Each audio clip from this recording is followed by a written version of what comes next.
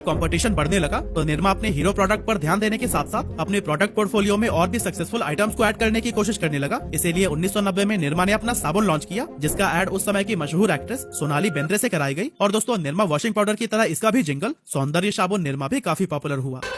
सौंदर्य साबुन निरमा।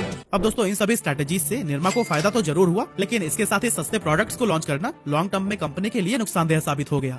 एक्चुअली सस्ते रेट पर कई अलग अलग प्रोडक्ट लॉन्च करने के बाद से मार्केट में निरमा को लेकर एक चीप ब्रांड वाला इमेज बनने लगा, जिससे छुटकारा पाने के लिए करसन भाई ने प्रीमियम सेगमेंट में भी एंटर करने की सोची। और दोस्तों, निरमा ने अपने प्रीमियम डिटर्जेंट पाउडर के रूप में सुपर निरमा वॉशिंग पाउडर को इंट्रोड्यूस किया और सिर्फ 2 साल में ही इसने प्रीमियम मार्केट में भी अपनी पकड़ बनानी शुरू कर दी। इसके बाद से निरमा ने शैम्पू, टूथपेस्ट, शुद्ध नाम के खाने का नमक और इनके ही जैसे और भी कई सारे प्रोडक्ट्स को लॉन्च किया। लेकिन शायद हिंदुस्तान यूनिलीवर ने तो ये सोच रखा था कि चाहे निरमा कुछ भी कर ले, वो उससे अपना खोया हुआ मार्केट शेयर वापस पाके ही रहेगा। इसीलिए लगातार एड कैंपेन और कई तरह के एफर्ट्स के बाद आखिरकार साल 2000 के आसपास व्हील ने निरमा को बीट करके नंबर 1 की पोजीशन हासिल कर ली। लेकिन दोस्तों, निरमा के पिछड़ने की वजह सिर्फ HUL की एड कैंपेन नहीं थी, बल्कि निरमा को लेकर कंज्यूमर्स का परसेप्शन भी बदल चुका था और कंपनी को प्रीमियम सेगमेंट में उतनी पॉपुलैरिटी नहीं मिल सकी जितनी की बजट सेगमेंट में मिली थी। इसीलिए काफी कोशिश के बाद भी निरमा एक चीप ब्रांड होने का टैग रिमूव नहीं कर सका।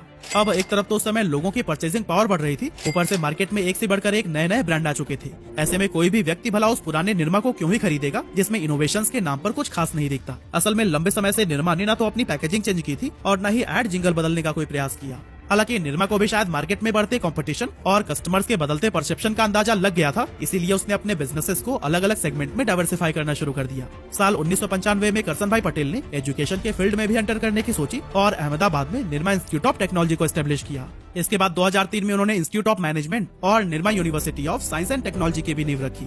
और दोस्तों, इसी तरह के अदर बिजनेसेस में डाइवर्सिफाई होने के चक्कर में निरमा ने अपने मेन बिजनेस पर ध्यान देना कम कर दिया, जिसका भरपूर फायदा इसके कॉम्पिटिटर्स को मिलने लगा। लेकिन दोस्तों, अच्छी बात तो ये रही कि लगातार गिरते मार्केट शेयर के बाद भी निरमा ने अपने एक्विजिशन की रफ्तार को कम नहीं किया।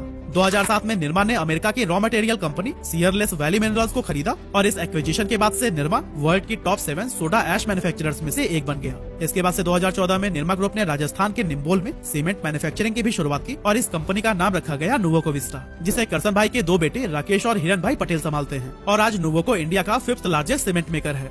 इसके बाद से 2016 में निरमा ग्रुप में एक और नाम जुड़ गया, लाफार्ज इंडिया का, जो कि वर्ल्ड की सबसे बड़ी सीमेंट कंपनी लाफार्ज होलसिम की इंडिया यूनिट थी। इसके साथ ही साल 2020 में निरमा ग्रुप ने इमामी सीमेंट को 5500 करोड़ रुपए में एक्वायर किया था। अब एक तरफ देखें तो कंपनी अलग अलग सेक्टर्स में बहुत अच्छा परफॉर्म कर रही थी, लेकिन अपने मेन बिजनेस से हाथ खींचती ही जा रही थी, क्योंकि इस समय तक मार्केट में ITC, यूनिलीवर और गोदरेज जैसे और भी कई सारे कॉम्पिटिटर्स आ चुके थे, जिसे बीट करके वापस से अपनी पोजीशन को हासिल करना शायद अब पॉसिबल नहीं रह गया था। इसीलिए निरमा ने अलग अलग सेक्टर्स में अपने बिजनेस को स्ट्रॉन्ग बनाने के लिए काम करना शुरू कर दिया। आज निरमा ग्रुप डिटर्जेंट और सीमेंट के अलावा कई सारे सेक्टर्स के अंदर काम कर रही है। लेकिन एट द एंड हम यह कह सकते हैं कि बिना किसी सपोर्ट के इतने बड़े एम्पायर की नींव रखना आसान बात तो बिल्कुल नहीं थी।